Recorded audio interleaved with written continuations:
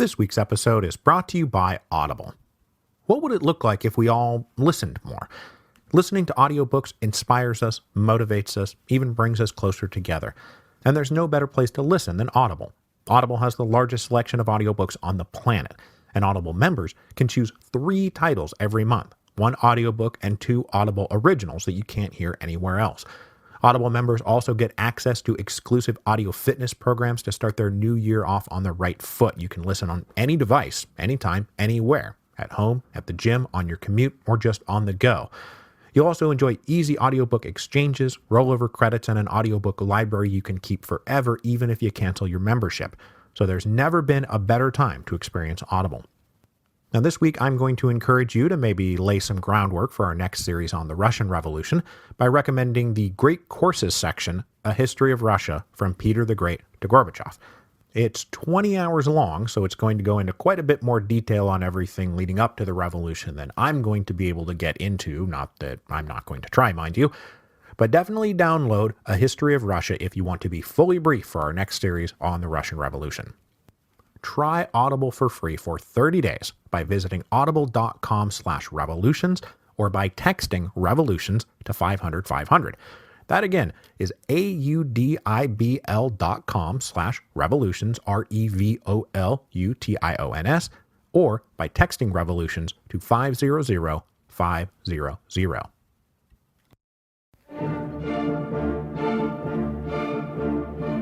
Hello, and welcome to Revolutions. Episode 9.23, The Constitution of 1917. In hindsight, we know that 1915 marked a great turning point in the Mexican Revolution. Looking back, it's easy to see that the revolutionary chaos had peaked, that the era of the Year of the Four Emperors style cyclical regime change had drawn to a close. But as we discussed in last week's episode, in 1916, Mexico was in pretty bad shape and the revolution seemed very far from over. Pancho Villa was resurgent in the north, the Zapatistas continued their determined rebellion in the south, the American army remained planted on Mexican soil, humiliating Mexican national honor. The economy was in shambles, harvests were bad, the money was no good, and disease was spreading. It would not be in any way surprising if this was all setting up the fall of Carranza, taking his place in the line running from Porfirio Diaz to Francisco Madero to Victoriano Huerta, that he who wins the crown wins only the right to be overthrown. But Carranza is going to stick, and today I want to talk about how and why he managed to pull that off, as Mexico begins the slow, halting, and painful transition from revolution to reconstruction. At the core of his ultimate success was that the Constitutionalists drew from a broad base of support, both in terms of class and geography, and this broad base of support was kept intact when Carranza moved into the presidential palace. Porfirio Diaz had led a narrow oligarchy, Victoriano Huerta a narrow military dictatorship. Neither of them had any real popular support. Now, Madero had broad national support, but remember, he was so fixated on reconciling with the old regime that he left most of his most passionate supporters out in the cold, most especially the soldiers who had won the war for him. So for all the talk of Carranza being hated by everyone, he had carefully built up a coalition that could sustain him in office. Using a deft mix of public pronouncements, private assurances, and rewards for loyalty, Carranza had support from large segments of middle-class liberals, upper-class landowners, and lower-class peasants and workers. Obviously, not everyone in those groups supported him, but he could claim supporters from at least a segment of all of them. In addition to this civilian support, he also, of course, had a strong and loyal military operation, officers and common soldiers alike whose fortunes were tied to his. Madero had demobilized the armed forces that had put him in power. Carranza did not make that mistake. But perhaps most importantly, Carranza had built the constitutionalist movement to be national in scope and unified under his control. Carranza's rivals like Villa and Zapata had only limited interest in national power. Their outlook was so federalist that the conventionists wound up being little more than a loose coalition of allies rather than a single unified force. In contrast, when Carranza had gone out looking for allies and supporters in different parts of Mexico, he looked for men willing to sign on to a more centralized chain of command. So when the constitutionalists defeated the conventionists, it wasn't like, okay, we won, everyone retreat to your corners and look after your own affairs. It was, okay, we won and we have a centralized organizational structure, let's consolidate our hold on the whole country all at once. Remember, Carranza had very little time for people who did not bend the knee to Carranza. It's why he had enemies in Villa and Zapata. But it did mean the constitutionalists were more internally cohesive and unified when they took over. Now those were the sort of positive reasons Carranza was able to succeed.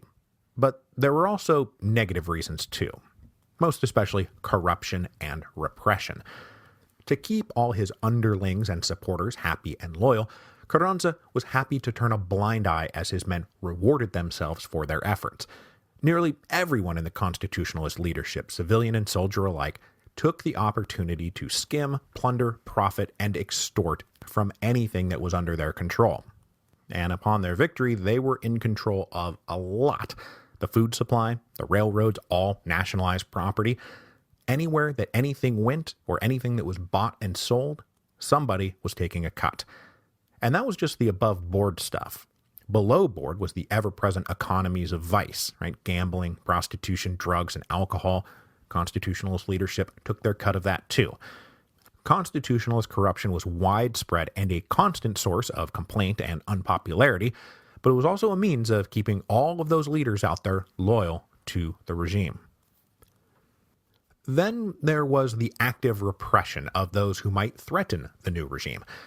This repression now targeted not just old Porfirians or Huerta stalwarts, but also Villistas and Zapatistas.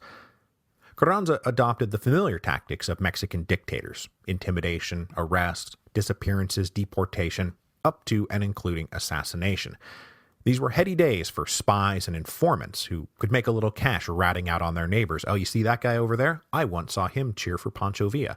Or saying, oh yes, I know where the local rebel band is, let me tell you. This too was a source of persistent unpopularity, but dictators wouldn't repress their people if it didn't often work. This too contributed mightily to Carranza's unpopularity, and not just out there with the people of Mexico who were being repressed, but also inside the ranks of the army who were the ones doing the repressing. Those soldiers had once been part of a noble cause, fighting the forces of tyranny and oppression. Now that they had won, they were forced to sink into the dull realities of garrison duty, defending the corrupt local magistrate, not fighting against him, and it started to dawn on many in the army that they were no longer the good guys. Now, this is going to have long-term repercussions for Carranza, but in the short term, repression did help Carranza consolidate his hold on power. This repression, though, was meted out not just on Carranza's enemies, but also on those who thought that they were his friends. And specifically here I'm talking about organized urban labor. Remember, in the fight against Pancho Villa, Carranza had painted himself as the friend of labor. He had promised them rights, encouraged their strikes, and secured an allegiance with the House of the World Worker, the CASA, that radically anarchist labor union. And they provided him with the famous Red Battalions, who then went off to serve under Obregón in the battles of the Bajío. Well, now that these guys had served his purposes, Carranza turned on them quite ruthlessly. Given the dark economic times that had taken hold by 1916, there was obviously a lot of labor unrest to go along with it. And in the spring of 1916, talk of a general strike was heating up. There was some expectation from the labor leaders that Carranza would be supportive of their efforts, but instead they got the other thing. Carranza had no interest in establishing the principle that labor wielded independent power inside the state. So, when the CASA started planning its general strike, Carranza ordered the police and military to take action. They shut down union meetings, arrested leaders, and banned publications. Though this anti-labor crackdown was not the end of the CASA, they would go into sharp decline, and would be eclipsed by the coming Regional Confederation of Mexican Workers, a new union which was more moderate in its goals and tactics.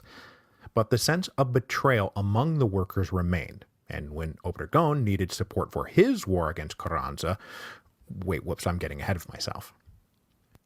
So over the winter of 1916-1917, despite all of those things I just told you, Carranza's position was still precarious. He had an organizational structure, and just enough people out there still buying his shtick as first chief of the revolution to hold national power. But all over Mexico, he was challenged by local rebellions under still stubborn leaders like Villa and Zapata, and his falling out with the Americans was making it difficult to arm himself enough to go out and finish the job. And it is at this point that I must tell you that Carranza is also facing, in fact, a third major regional revolt that he would struggle to put down. This one was centered in the southeast, down between Veracruz and the Yucatan Peninsula. I think that maybe even Mexican history buffs lose track of this one, but it is a thing that happened, and I do need to talk about it, because it was led by Felix Diaz, nephew of Porfirio Diaz. Yes, that's right, Felix Diaz is back. Last time we talked about Felix Diaz, he was at the center of the 10 Tragic Days coup. He walked out of the infamous Pact of the Embassy meeting with Huerta and U.S. Ambassador Wilson, believing that he would be elected president in the fall of 1913. But then, remember, Huerta double-crossed him, forced all of Diaz's allies out of the government, and sent Diaz himself on a special diplomatic mission to the moon.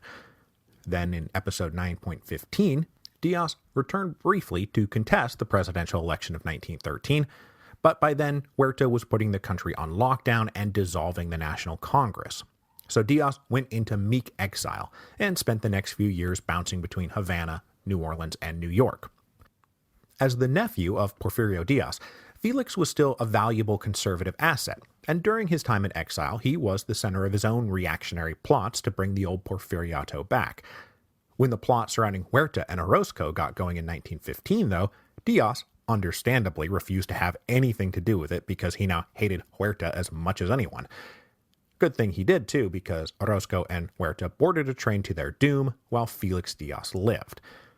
In fact, now that Huerta was out of the equation, Felix Diaz became the great focus of a would-be counter-revolution. So Diaz spied his opportunity to get back into the thick of things in early 1916. With the mighty Pancho Villa blasted to smithereens and the hated Huerta having kicked the bucket in American custody, Diaz wrote and published what was dubbed the Plan of Tierra Colorado in February 1916, and then he sailed south from Galveston headed for Veracruz. From there, he planned to move on to Oaxaca, the ancestral homeland of the Diaz clan. But his ship sank almost soon as it left port, and Diaz himself nearly drowned. He and his men washed up on shore in far northeastern Mexico. They were arrested, but they managed to talk their way out of jail without the police realizing that they literally had Felix Diaz in custody. From there, he made a dangerous journey south, passing through Carranza's Mexico City, still bound for Oaxaca, and he managed to slip through the capital undetected. When Diaz got to Oaxaca, he found plenty of men willing to rally to his banner. But I must stress that though Diaz was an agent of counter-revolution, he was not running around out there pitching counter-revolution per se. I mean, that's not going to fly for mass recruitment. Instead, Diaz's plan of Tierra Colorado emphasized the liberal constitutionalism of Benito Juarez, liberal constitutionalism that had once motivated and defined his own famous uncle. In fact, if you go through Diaz's public program point by point, it's virtually indistinguishable from Carranza's. So you might be asking then, if it's the same program, then who's flocking to his banner? How does he sustain a rebellion in southeastern Mexico for the next few years? The most important element by far was regional resentment against the Carrancistas, most of whom were considered alien northerners who had come down south to cheat and abuse the locals, rich and poor alike. So in many ways, Diaz was simply giving his name to a regional revolt against Carranza's men. The second most important element was ex-Federal Army officers, career soldiers who had lost their jobs back in 1914 and now wanted to rebuild the old Federal Army under the old command structure, which Felix Diaz promised to do. Finally, Diaz drew international support, particularly because he was far more openly in favor of the Allies. The old Porfirian elite had always been on great terms with the British and the French, and Diaz promised to bring all those good terms back. Not only that, but there were major concerns among the Allies that Carranza's antagonistic relationship with the United States was pushing him closer to the Germans. So Diaz was thus able to harness regional unpopularity against Carranza with the military skill of professional soldiers and covert support from powerful international interests. Now, spoiler alert, Felix Diaz is not going to emerge from the Mexican Revolution bringing back the Porfiriato, but he would be a persistent headache for the next couple of years. So though Mexico was still a hot mess of chaos and rebellion, and Carranza's hold on power might slip at any moment, in the fall of 1916, he decided it was time to slap at least the veneer of triumphant legitimacy onto his regime. It was time to draft a new constitution for Mexico. Since the fall of Huerta back in 1914, it had never been entirely clear who or what the government of Mexico was, nor under what authority that government might be operating. And though the war against Huerta had begun as a defense of the old constitution, that's how they got their name, the Constitutionalists, as the Revolutionary War continued, that defense morphed into a promise that when the fighting was done, a new constitutional order would be established. This was partly the rationale behind the Aguascalientes Convention, to get the ball rolling on a discussion of what post-revolution government would look like. But the convention had devolved into civil war, and the constitutional can had been kicked down the road. But even after the Constitutionalist victory in 1915, Carranza had not immediately drafted a new constitution. Instead, he said Mexico needed a brief period of pre-constitutional government to ensure the restoration of order. And I think here that he was hoping that Villa and Zapata and the rest would be soon stamped out. But when they weren't stamped out, Carranza decided, partly for propaganda reasons, to pretend like Mexico was secure and orderly again. And so the time had in fact come to restore constitutional order with a new post-revolutionary constitution. Though Mexico had been operating outside of constitutional government since at least the death of Madero, when Carranza called for a constitutional congress in the fall of 1916, he did not want them to drag out the process. So he implemented an aggressive timeline. Delegate elections would be held in October 1916. The Congress would convene in November and deliberate until January, and then they were to have a finished document ready to promulgate in February 1917. So the framers of the Constitution of 1917 were not going to have time to carefully deliberate over their work. The Constitution of 1857 had taken a full year to develop. Carranza wanted this one done in a couple of months. The very quick pace of deliberations allowed things to slip in that, kind of by accident, made the Mexican Constitution of 1917, up to that point anyway, like the most radical constitution in the history of Western civilization. So the elections for this Congress took place in October 1916. Voting was technically on the basis of universal manhood suffrage and followed the districts laid out for the 1912 election, but these elections were not very well publicized, nor did they generate much excitement. Most people didn't know that they were happening, and those who did often cynically assumed that Carranza was just going to present a draft of a constitution for the Congress to rubber stamp, so why bother participating in an orchestrated sham? Added to the cynicism was the assumption that the elections themselves would be a staged farce, which tended to lead to a bit of a self-fulfilling prophecy, as officially partisan constitutionalists swept the election because nobody else bothered to participate. Ultimately, 220 delegates were elected, which was not anywhere close to the full complement that was expected, and many of the delegates were elected with just a few thousand votes, some with as few as a couple of hundred. Unlike the Aguascalientes Convention, which was exclusively, purposefully, an all-military affair, the Constituent Congress was almost entirely civilian. Only 70 of the delegates held any military rank at all, and most of them were like third-tier colonels or lieutenants, not the great revolutionary generals. Obregón, for example, did not participate. The rest of the delegates were civilians, and more specifically, middle-class professionals, right? Doctors and journalists, and of course, the lawyers, who on their own made up 25% of the delegates. The lawyers provided what historian Alan Knight humorously dubbed, quote, the usual indigestible lump of legal expertise. Only a handful of delegates might be called working class, and only a handful of delegates might be dubbed rich hacendado types. So the men who gathered in November were ideologically and socially aligned with each other. They were mostly middle-class professional liberals. It's hard to say that they came in with a broad democratic mandate or represented the population of Mexico, and many of them were well aware that the constitution that they were about to write might just land with a hollow thud. The Congress opened in the city of Querétaro at the Palace of Fine Arts in November 1916, and after the usual fights about credentials and who would be sat, they finally got down to real actual business. On December the 1st, Carranza himself delivered an opening draft that was based on the liberal Constitution of 1857. I mean, it basically was the Constitution of 1857, just reworded and reworked a bit. It had all the hallmarks: a federal system with a division of power between the national government and individual states, each with their own rights and responsibilities. In keeping with Carranza's own philosophy, his constitution had a strong presidency at the center, but it was checked by a two-house legislature on one side and an independent judiciary on the other. The draft also included the standard list of liberal civil rights and private property guarantees. Elections would be broadly democratic and based on universal manhood suffrage, and because this all goes back to the very, very, very beginning of the Revolution, written into the Constitution was the principle of no re-election. But despite the cynicism that surrounded the Congress, Carranza presented his draft as a starting point that he expected would be amended to reflect current realities. But though his critics were wrong that Carranza would demand his draft simply be rubber-stamped, they were right to be cynical and doubt his sincerity. Carranza knew it would be political suicide to not take some constitutional notice of the expectation of the population after years of revolution. He just figured that anything that went into the Constitution that he didn't like could just be quietly rewritten, amended, and ignored as he and his advisors saw fit in the years to come. Which is exactly what's going to happen. But in being flexible about what went into the Constitution now, some stuff slipped in that turned out to be incredibly radical.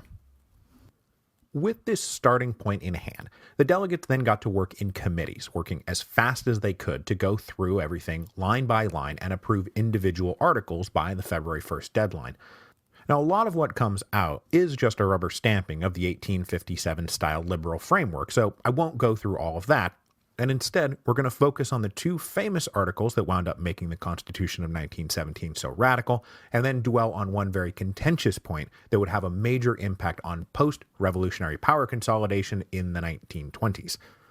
So first of all, we have Article 27. That again is Article 27, which dealt with the all-important question of land.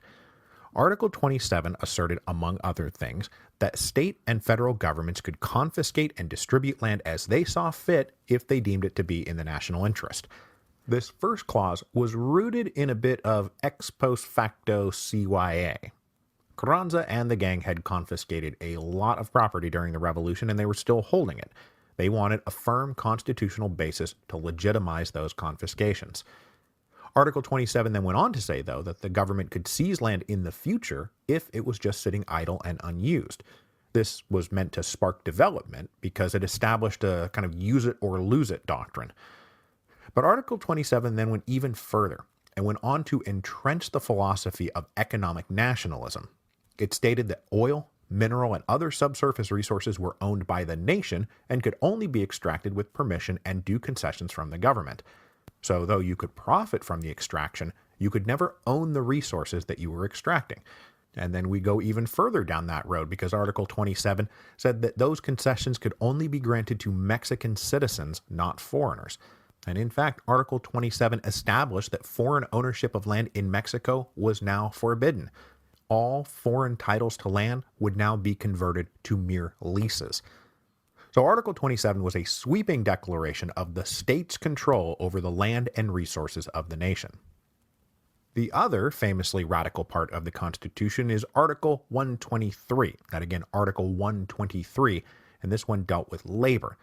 Article 123 required states and the federal government to pass laws guaranteeing worker rights.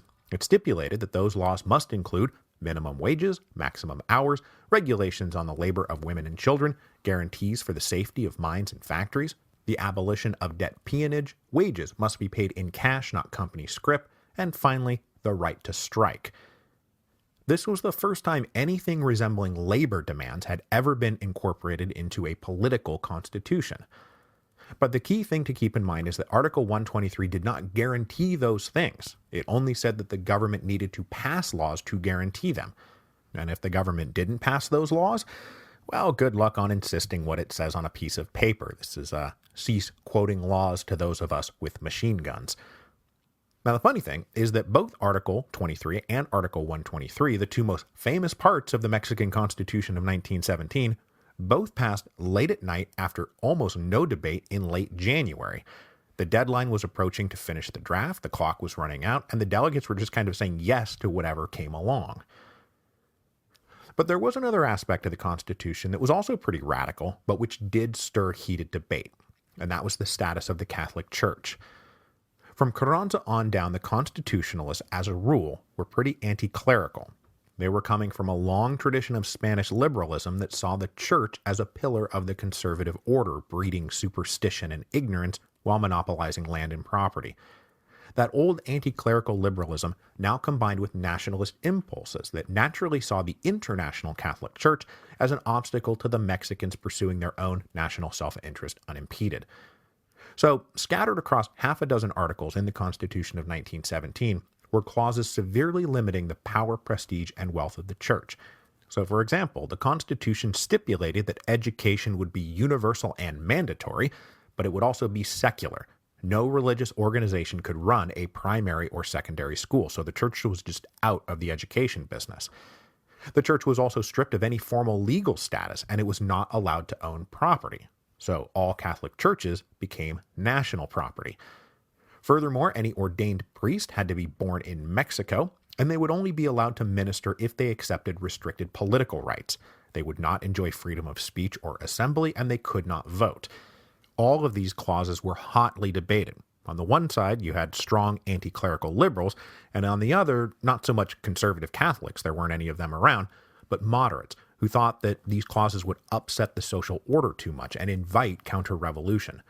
But the anti-clericals won out, and so the Constitution of 1917 emerged very anti-Catholic.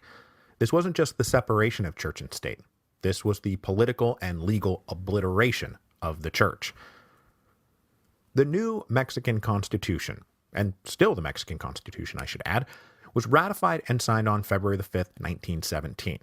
It was, thanks to Article 27 and Article 123, the most radical political constitution existing in the world at that moment, though it would shortly lose that distinction first to the Bolshevik Constitution of 1918 and then the Weimar Constitution of 1919. But the Mexican Constitution was the first of a new breed of constitutions. Ever since written constitutions had become a thing back in the age of the democratic revolutions, they had always focused strictly on the legal and political organization of the nation, right? The balance of power within the state, the relationship of the state and the individual, the actual mechanisms of passing, enforcing, and reviewing laws. But now for the first time you have social rights and obligations and collective economic nationalism asserted alongside the rules of just how a bill becomes a law. But though the Constitution of 1917 would be quickly denounced as red and socialist and, in short order, Bolshevik, it never really was in practice. For one thing, most of the language required the government to take additional lawmaking action, and Carranza and his successors were happy to pick and choose what they would prioritize. But even in its basic organizing philosophy, the Constitution was not about social revolution so much as social cohesion. Having emerged from the shadows of a generation-long dictatorship, and then 6 years of revolution, at the heart of the Constitution of 1917 was an attempt to put the government in the middle of mediating and resolving conflict between various interests so that the chaos could be put in the past and replaced with a cohesive social order. So including worker rights and a new philosophy on how to deal with land, property, and resources was about ensuring that those who had been so frustrated that they had been driven into rebellion and revolution would now find constitutional recognition of their grievances. The Constitution was promulgated in February 1917, and elections were held in March for a new national government. Like the delegate elections to the Constituent Congress, these elections generated low turnout and little enthusiasm. It went without saying that Carranza was elected president, finally achieving the dream he had been striving for since February of 1913. He was no longer operating under some vague first chief title. He was now President of Mexico, elected to a 4-year term that would expire in 1920. The only man who could have plausibly challenged Carranza was Obregón, who astutely declined to run.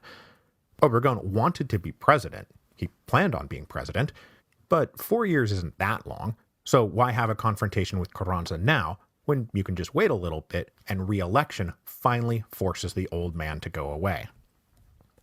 So in the spring of 1917, President-elect Carranza, though now operating under a constitutional mandate, was still in a precarious position, and his regime could still be toppled at any moment.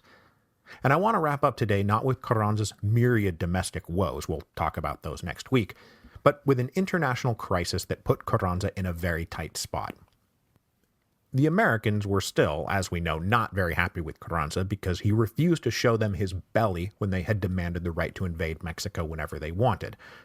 General Pershing and his punitive expedition continued to sit up in Chihuahua, but it became increasingly clear that Carranza was never going to give in, and increasingly likely that the United States was headed into World War I. So President Wilson ordered Pershing to withdraw once and for all. And on February the 7th, 1917, the U.S. Army pulled back across the border into the United States. The punitive expedition had been a complete failure. It had succeeded in neither its stated objective of capturing Pancho Villa, nor its unstated objective of exerting more dominance over Mexico. And so U.S. history books would just prefer you didn't know about it. The withdrawal of the Americans was a political victory for Carranza, to be sure, but he was still embargoed by the Americans. They not only continued to cut off his access to weapons, but now added additional economic blockades as like punishment for standing up to them. So his relationship with the largest and most dominant power in the Americas was pretty bad, and that is not good. It was thanks to this breakdown in relations between Mexico and the United States that the Germans spied an opportunity. Increasingly frustrated about the debilitating stalemate in Europe, hardliners in the German High Command were recommending the return of unrestricted submarine warfare in the Atlantic to destroy the Allies' ability to resupply from the Americas, particularly the United States. Critics of the plan said that's going to immediately bring the United States into the war, but in one of those fun moments where all history connects to all other history, the fate of the punitive expedition actually played a small role in German calculation, because the hardliners were now able to make the argument that even if the Americans do join the war, so what? They're a paper tiger. Look, they can't even control their own border or hunt down a few dirty bandits. Now, this is not to say that Pancho Villa was directly responsible for German strategy in the latter days of World War I, but in his own small way, he was indirectly responsible. So the plan to restart unrestricted submarine warfare was approved, and along with that decision came the now infamous Zimmermann telegram. Well, infamous if you're an American high school student studying American history, because the Zimmermann telegram is one of those phrases you have to memorize to correctly answer the question, why did the United States enter World War I? The answers, of course, being the Lusitania, unrestricted submarine warfare, and the Zimmermann telegram. Not that anyone knows what the Zimmermann telegram actually is, you just need to memorize it and put it on the test. The Zimmermann telegram was a cable from Arthur Zimmermann, an official in the German Foreign Office, to the German ambassador in Mexico, and it was dated January the 17th, 1917. It told the German ambassador to tell Carranza that if the United States joined the war with the Allies, that Mexico was invited to join the Central Powers and attack the exposed underbelly of the Colossus of the North. If Carranza did so, he was promised a generous supply of money and guns, and then, when the Central Powers won the war, Mexico's reward would be their lost territories of Texas, New Mexico, and Arizona. So this was a promise to help Mexico avenge the humiliating invasion and dismemberment of their country back in 1848. So the German ambassador relayed this message to Carranza, who then ordered a little committee to study the question. This committee came back and said, yes, this is insane and we should absolutely not do it. They outlined 3 scenarios, all of them disastrous. First, if we declare war on the United States is just going to give Pancho Villa an unlimited supply of guns and industrial war material. Can we withstand Pancho Villa with an unlimited supply of guns and industrial war material? Who knows, but we do not want to find out. Second, if, God forbid, we actually get into a war directly with the U.S. Army, a fully mobilized and very angry U.S. Army, can we win? No, of course not. And third, if by some miracle the Central Powers win and we survive and we get Arizona, New Mexico, and Texas, what are we going to do? Occupy them? Occupy Texas? How the hell are we going to do that? And just a note, if anybody's listening out there and working for a foreign power who's thinking about invading and occupying the United States, good luck occupying Texas. So the unanimous conclusion of this committee was the German proposal was crazy, and Carranza agreed, which was smart. especially because the Zimmerman telegram had been intercepted by British intelligence and shown to the Americans. It sparked immediate outrage, and combined with the February 1st, 1917 declaration by the Germans reinstating unrestricted submarine warfare, the United States entered World War I on the side of the Allies. Oh, also because of the Lusitania, even though that was back in 1914, but you still got to put it on the test. Carranza was then able to parlay his own desire to stay neutral in the war into a promise of recognition and normalized relations with the United States. So, he was put in a very tight spot, and he played it very well. But the United States was still not thrilled with him personally, and after World War I was over, they would go looking for viable alternatives. On May 1st, 1917, Carranza was formally inaugurated as President of Mexico, a country that was still riven by conflict.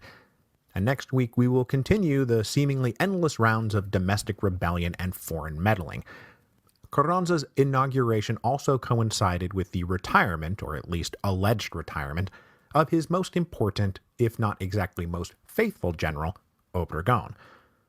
Obregón and Carranza had been through a lot together, and their fortunes were tied to one another. And Obregón had been smart enough to not try to run against Carranza for president now.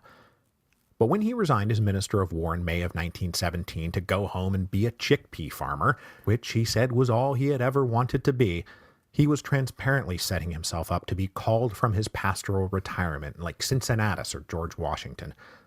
And though this pastoral retirement was calculated, I do think that Obregón truly hoped that he would never have to pick up a gun again. But, spoiler alert, he is again going to have to pick up his gun.